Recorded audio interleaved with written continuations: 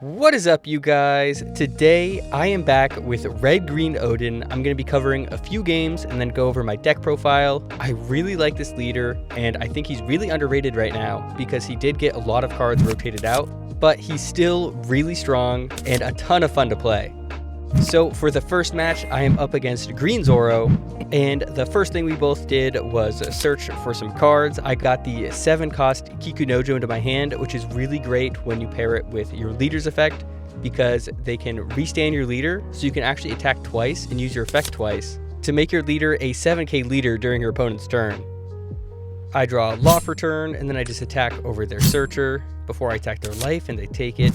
I'm trying to play as aggressively as possible because my opponent will be able to do the same for me. So I play down this 3-cost Mihawk, which is able to play down this 4-cost Oden, which is just really great because he's going to be hard for my opponent to attack over at 7,000 power during my opponent's turn.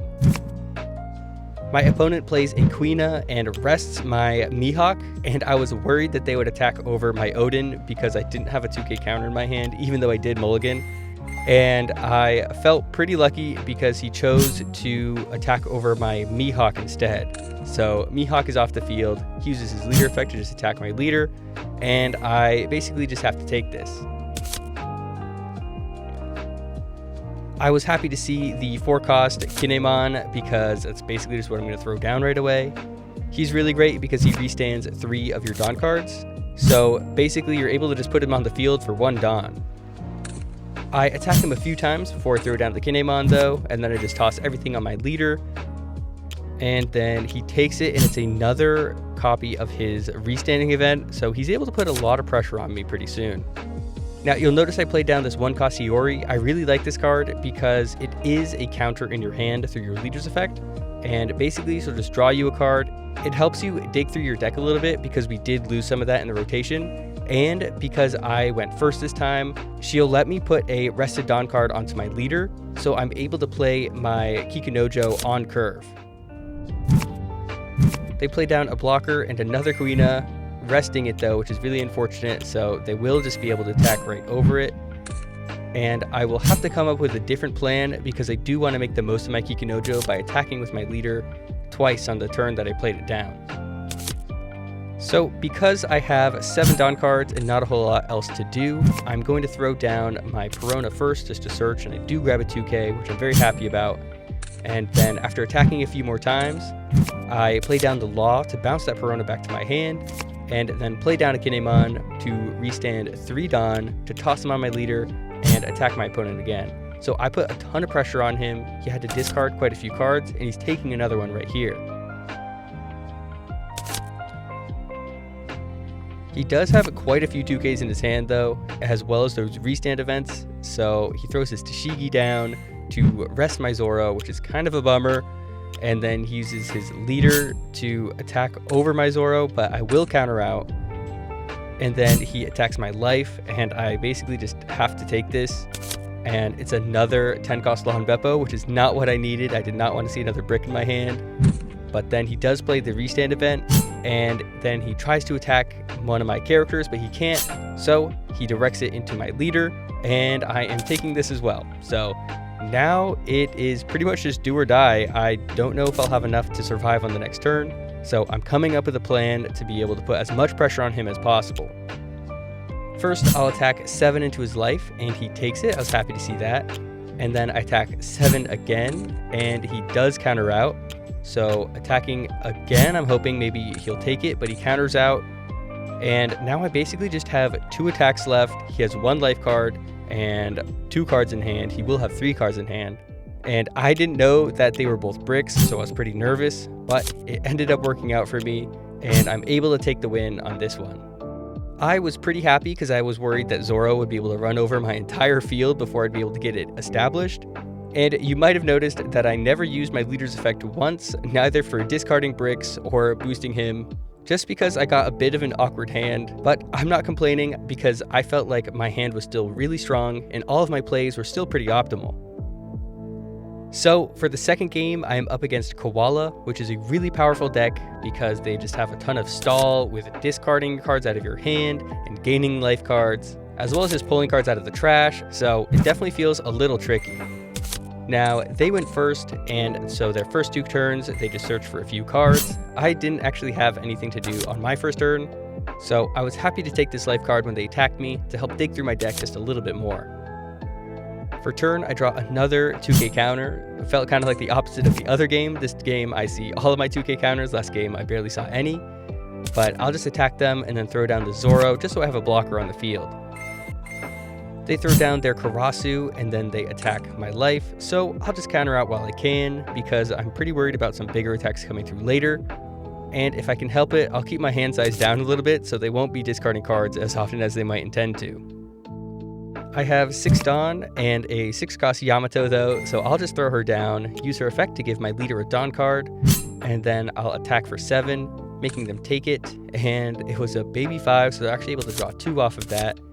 And then I attack 7 again because my leader is actually able to boost himself by 1000 power when he has a Dawn attached, as long as I have a 5 cost or higher character on the field.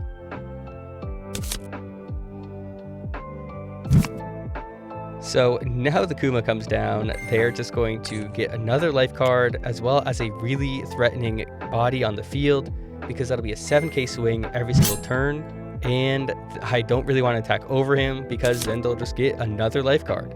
So they attack me and draw 1, and then they attack me again and force me to discard, and I will take this life card here, although Smoker is not really going to help me out very much. And I draw another Law for turn, so I could not believe how many bricks I was seeing. It was quite unfortunate. So I'll just attack for 7 real quick, and then throw down my Kikunojo. They got another baby 5 trigger, by the way. It was pretty crazy. So now they have tons of cards in their hand. So now I'm able to use the Yamato and put a Dawn onto my leader, and then I just throw another Dawn on my leader, and then I attack for 8 into 6. Hoping to get over it, but he does counter out, and then I use my Kikunojo to restand my leader, and then swing and attack again. So now I'm actually at 9,000 power, and my leader will be at 7,000 power during my opponent's turn. So they throw down a Rayleigh, which is just super annoying, so they're able to KO my Yamato, and they attack my leader. And for a second, I forgot myself that I was at 7,000 power, but then I reminded him. I gave him the option to put the Dawn card back, but he was fine with it. So he does attack for 7. I do end up discarding that Zoro.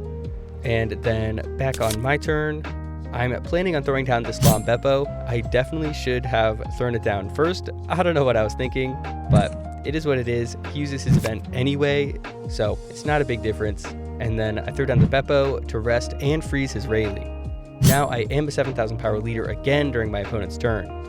Then I just attack with Kikunojo before he reminded me that I need to take one of my own life cards because of his leader's effect, because I played an 8 cost or higher character, which is just so annoying, man. But I do that, and then he counters out, and then I pass it back over to him. And now they play down their 6 cost Nico Robin, which is not only a blocker, and it's 9 cost on the field. He's able to trash a card from his hand to make me discard 2. That's just brutal.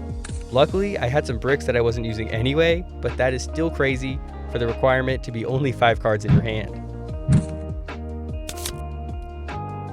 Now he searches again, and then again, so he has a lot more defense all of a sudden with the cards that he just grabbed. And then he attacks my leader. I remind him again that I'm at 7,000 power. And then he attacks me for 7 again, so I just counter out.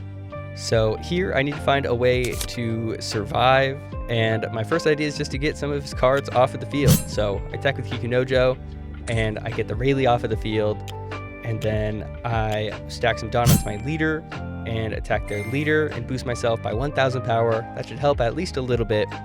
And he takes the life card. I was really happy to see that. So now he's much more in a position where I can go for game on the next turn, especially since I still have this Law and Beppo and a blocker to help me keep some of my characters on the field, or just keep me alive if he does decide to go for game. So now I attack with my Law and Beppo, and I was really hoping that he would use this blocker because he could have just taken it and then pushed for game, which probably would have been his better option, honestly, because I had 3 cards in my hand, and he could have just stacked a ton of Dawn onto everybody and would have had a good chance at finishing me off. So after that, I throw down the 6 cost Law, and I choose not to use its effect because then I'll just have to take another life card. and I threw down this one instead of the 4-cost chopper blocker because the chopper blocker is just a 2k in my hand, and I wanted to get a brick out of my hand while I still had the chance. His 8-cost dragon comes down, and I was a little scared that he'd throw down his blocker again, although I was expecting him to do that, but he does just play down the Rayleigh and pop my blocker, so I'm feeling a lot safer now because I'm able to just counter out of this attack, and I decided to just counter out of this attack as well. Just in case he is able to survive this turn for some reason, I'd still have a blocker and a life guard, since I wasn't really planning on using anything from my hand anyway. Now here, I'm just thinking about the simplest way to finish it up. So 11 at life, just to see if he's going to counter out or not, and he does counter out, so now 9 at life, he has to take this, and then I just stack everything onto my leader, and it's 9 Dawn plus leader's effect equals a 15 at life, and he discards his whole hand, and then concedes. So I was really happy with how the deck performed, and this is what the deck looks like.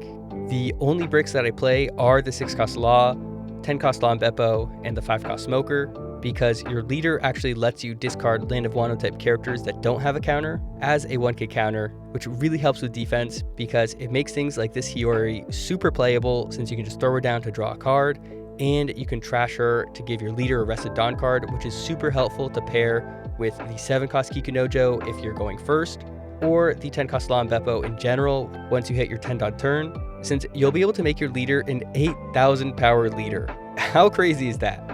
And Izo is also super great for an offensive threat because he's 7,000 power, and he also is great on defense, able to discard anything from your hand to make it basically a 2k counter. He also does help against Zoro because he'll lower them by 2,000 power for the entire turn, although I didn't see him in that first game, pretty unfortunate. And this 6-cost Yamato is just super nice because she has Rush and is able to give your leader a Dawn card, which is an activate main actually. So even if you're not getting Rush with it, you're still able to combo it with the Kikunojo or the Lan Beppo, just like the 1-cost Hiyori. Mihawk though is one of my favorite cards just because he has so many targets to play, and he really helps you fill up your field to alleviate some of the pressure from your leader in the beginning of the game before you can really establish some of your 5-cost bodies that will let your leader boost its power. Kinemon is just awesome because you just get 3 Dawn cards back, but I also love the Oden because he's hard to attack over every single turn, and the 4-cost Arlong is also really nice because they don't really want to attack over it because then you can just freeze things, and also every single turn you can just give 1 Dawn card to your leader or one of your characters to really help you play more aggressively, and combo with your 10-cost Beppo or 7-cost Kikunojo because you really want to make the most of these effects to be a 7k or even 8k leader as often as possible. So that about wraps things up. Thank you so much for watching. I hope you enjoyed the video. If you did, make sure to like and subscribe. It really helps me out. If you're wondering what I'm playing on duelvoyager.com. It is my favorite website to play One Piece online. It has so many more features than the other sim, and even lets you save your replays to watch back yourself or share with your friends. And it's got a lot of other cool stuff too. If you want to check it out, I left a link in the description. And if you want to play against me or participate in online tournaments, I actually host one every single week on my Discord, and I want to start to get massive tournaments going, and for that I need your help. So go ahead and join. I left a link in the description as well. Anyways, if you're still here, you're the best, and I'll see you guys next time.